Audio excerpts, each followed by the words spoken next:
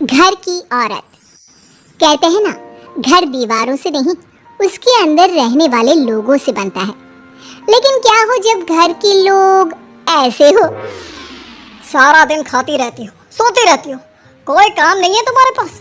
ऊपर से बहू के आ जाने के बाद तो तुम और निकम्मी हो गई हो। दिखावे के लिए हाथ में माला पकड़ ली है, बाकी कोई काम नहीं करती। अरे कैसी बात कर रहे हैं? अब तो बहू आ गई है, अब तो मेरी बेइज्जती करना बंद कर दीजिए। जैसे तैसे मेरी तो जिंदगी कट गई गालियां खा खा कर। अरे उस बेचारी को तो छोड़ दीजिए। तभी बेटे के जोर जोर से चिल्लाने की आवाज आती है।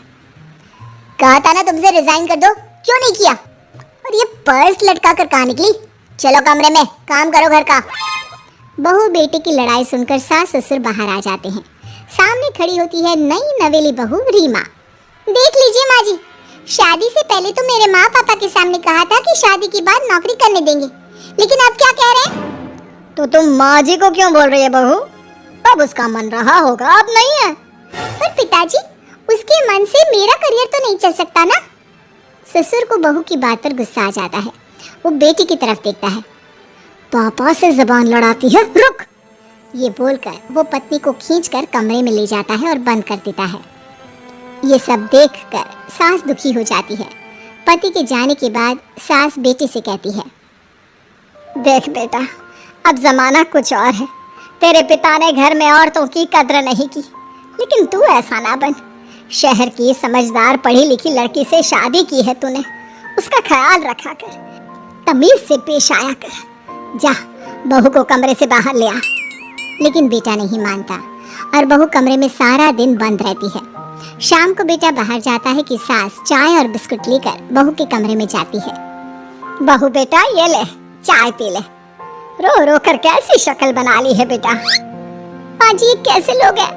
आप कैसे मैनेज कर रही हैं? ऐसे थोड़ी ना होता है माँ जी। घर की औरतों को तो पिताजी और ये इंसान समझते ही नहीं। क्या करूं बेटा, मैंने तो जैसे तैसे सह लिया, लेकिन तू ना सहना। दोनों बात कर ही रहे थे कि ससुर आ जाते हैं। अच्छा, तो अब बहू को भड़का रही हो? बहुत दिन हो गए मार खाए, अब क्या बहू के सामने खाओगे? जाओ यहाँ से, और जरूरत नहीं है ज्यादा इस लड़की को सर पर चढ़ाने की, समझी? बहू को ससुर की बात पर गुस्सा आ जाता है, लेकिन वो कुछ नहीं कहती। आए दिन बहू देखती है कि कैसे उसकी सास और उसके साथ उसका ससुर और पति गंदा व्यवहार करते हैं। फिर एक दिन, ये क्या बनाया है? खाना बनाना नहीं आता क्या? ये बोलकर वो खाने की भरी सारी थाली फेंक देता है। अरे बेटा कोई बात नहीं, शांत हो जा, मैं अभी बाहर से कुछ मंगवा देता हूँ। हाँ बाबा, ऑर्डर करिए। ऐसे खाने से तो पेट भरने से रहा। वैसे खाना तुमको बनाना आता नहीं और बाहर जाकर नौकरी करना चाहती हो। अरे तुम जैसे को तो पूछते भी नहीं है बाहर। बहू को पति की बात पर गुस्सा आता है, तभी सास बोल पड़ती है। तेरे से ज्यादा पढ़ी लिखी है, वो तो तूने इसे कहा था कि तू नौकरी करने देगा तो तुझसे शादी कर ली, वरना ना ही करवाते इसके माँ बाप तुझसे शादी इसकी। और कमाती भी ये तेरे जितना ही है बेटा। बहू हैरान रह जाती है कि जो सास खुद के लिए एक बार भी खड़ी नहीं हुई, वो उसके लिए बेटे को भी भला बुरा सुना रही है। उसकी नज़र में सास की इज्जत और बढ़ जाती है। वो सास को देखकर ये सब सोच ही रही थी कि उसके कान में एक जोर से चांटे की आवाज आती है। किसको किसको मार पड़ी? वो देख ही रही होती है कि उसकी नज़र ज़मीन पर बैठी सास पर पड़ती है। अभी तो धीरे से मारा, फिर जुबान खोली ना तो ऐसा मारूंगा कि कान के पर्दे फट जाएंगे। सास रो रही थी। बेटा और पति वहां से चले जाते हैं। पिताजी अच्छा किया माँ को जोर का चांटा लगाकर। आगे से जबान खोलने से पहले 4 बार सोचेंगी। बड़ी आई। दोनों हंसते हुए वहां से निकल जाते हैं। बहू सास को उठाती है और पानी देती है। मैंने ये दिन रोज देखे हैं बहू, लेकिन तू नहीं सहना। तू अपना जीवन अपने अनुसार जीना। शादी के वक्त मैंने तेरी माँ से बात करने की कोशिश की थी, उन्हें बताया था, लेकिन वो नहीं मानी। बहू सास को पकड़कर रोने लगती है। वो इसलिए नहीं मानी क्योंकि वो मेरी सगी माँ नहीं है। माँ जी, जिस तरह से आप मेरे लिए खड़ी हुई है ना, मेरी माँ भी नहीं हुई।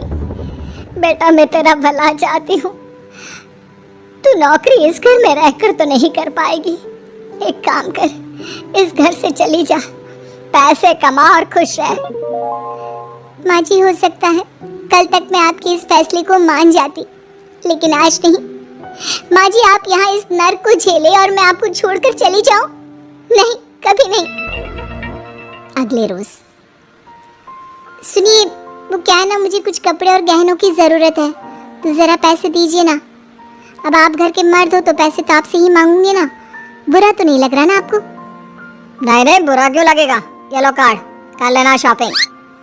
अगले रोज, बिजली का बिल आया है 10,000 का, भर दीजिएगा। इतना बिल कैसे आ गया? बेटा वो क्या है ना, सारा दिन बहू घर में रहती है तो कमरे में एसी और टीवी चलता रहता है। अब कम से कम बाहर जाए तो 4 पैसे कमा कर लाए, लेकिन हम लोगों को थोड़ी ना औरत की कमाई खानी है, वो तो मर्द ही करता है ना। पति पर्स देखता है और फिर हाँ माँ, ठीक बोल रही हो। खैर चलता हूँ, ऑफिस का वक्त हो गया है। पति ऑफिस से पिता को फोन करता है। पापा, घर के खर्चे तो बढ़ते ही जा रहे हैं, ऊपर से महंगाई आप देख रहे हैं। मैं सोच रहा हूँ क्यों ना मीना को नौकरी के लिए हाँ कर दूँ, 4 पैसे ही लाएगी ना घर में। वो तो तू ठीक बोल रहा है, लेकिन ये औरत की जात, कल को 4 पैसे कमाने लगे तो ये नहीं कि सर पर चढ़कर नाचे। हाँ पिताजी, बात तो सही है, वो तो आप है जो माँ को मुट्ठी में रखा है, वरना मेरी वाली तो। खैर, सोचते इस बारे में। शाम को पूरा परिवार साथ बैठा होता है। वो कल पनीर की सब्जी बनानी है तो थोड़े पैसे देकर जाना। और हाँ, कीर्तन भी रखा है संडे को, उसके लिए सामान की लिस्ट बना दी है, ले आना। पापा को दे दो, वो ले आएंगे। अरे पापा कहाँ से ले आएंगे, मेरे पास नहीं है पैसे वैसे। लो, पैसे ही नहीं है? मेरे पापा की जेब तो हमेशा नोटों से भरी रहती है। बेटा, लक्ष्मी को जो पूछता है ना, उसके पास लक्ष्मी रहती है। जो घर की औरतों को मारे पीटे, वो भला कैसे लक्ष्मी का लाभ ले सकता है? वाह वाह, क्या बात है, तो जबान खुल रही है तुम्हारी। लगता है भूल गई पुरानी मार और डांट, क्या?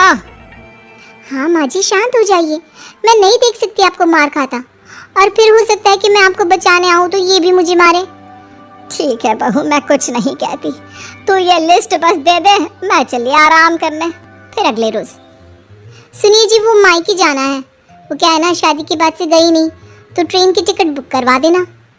तो मैं भी तो साथ जाऊंगा ना तुम्हारे। तो ठीक है, फिर फ्लाइट की ही टिकट करवा दीजिए। वो क्या है ना, अच्छा थोड़ी ना लगता है, आप पहली बार मेरे साथ जा रहे हो और हम ट्रेन से चले, ठीक है ना? पति ऑफिस जाता है, जहाँ उसका दोस्त कहता है, अरे क्या हो गया यार, परेशान सा दिख रहा है, तेरी तो नई नई शादी हुई है, भाभी परेशान कर रही है क्या? अरे नहीं यार, तू तो जानता है थोड़ी सी कमाई में घर चलाना मुश्किल हो रहा है, तू कैसे मैनेज करता है यार? कैसे क्या यार, तू जानता है ना मेरी बीवी रिया को, वो टीचर है, फिर घर में ट्यूशन करती है, साथ में बच्चे भी पढ़ लेते हैं। यार, घर नाम की गाड़ी दोनों पहियों के साथ चलने से ही चलती है, वो भी कमाती है और मैं भी, और चल रहा है घर बस। पति को दोस्त की बात समझ में आती है, लेकिन पिता का ज्ञान कैसे भूल सकता था? भाई, कल को सर पर चढ़कर नाचने लगी तो। शाम को घर आता है, जहाँ उसकी बुआ और उसका बेटा बैठे होते हैं। अरे आ गया लल्ला, कैसा थका थका सा लग रहा है, सब ठीक है ना? नमस्ते बुआ, कैसे आना हुआ? कैसा है रमेश? भाई को तो भाई की याद ही नहीं आती। अरे नहीं नहीं भैया, याद नहीं आती तो यहाँ कैसे आता? ये लीजिए मेरी शादी का कार्ड, जरूर आना। पति कार्ड खोलता है। डॉक्टर रश्मि, अरे वाह, तेरी होने वाली बीवी डॉक्टर है। और क्या भैया, आपकी बीवी इंजीनियर तो मेरी डॉक्टर। तभी वहाँ सास आ जाती है। अरे जब घर में ही बिठाना है बेचारी को, तो काहे का इंजीनियर है, तो काम वाली ही, घर का काम करती है और आराम। इतनी पढ़ी लिखी लड़की को घर पर क्यों बिठा रखा है? अरे बहू, कहीं झोला छाप डिग्री तो नहीं लेकर आई है? पत्नी की बुराई सुनकर पति को गुस्सा आता है। नहीं बुआ, यूनिवर्सिटी टॉपर है मेरी मीना, और हाँ, बड़ी कंपनी में काम भी करती है। बस शादी के बाद कुछ महीनों की छुट्टी ली थी, अगले हफ्ते से ऑफिस शुरू हो जाएगा। क्यों मीना? तभी ससुर आ जाते हैं हाँ, लेकिन फिर घर का काम कैसे होगा? और पैसे कमाने लगेगी तो सर पर। पिता की बात पूरी नहीं हुई कि बेटा, सर पर चढ़ने का हक है उसका पापा। पत्नी है वो मेरी, यानी मेरे घर की रानी, और रानियां तो सर का ताज होती है। क्यों मीना? मीना पति की बात सुनकर शर्मा जाती है। वाह बेटा, तू सही समय में समझ गया कि औरतों की इज्जत करने वाले घर में शांति और लक्ष्मी का वास होता है।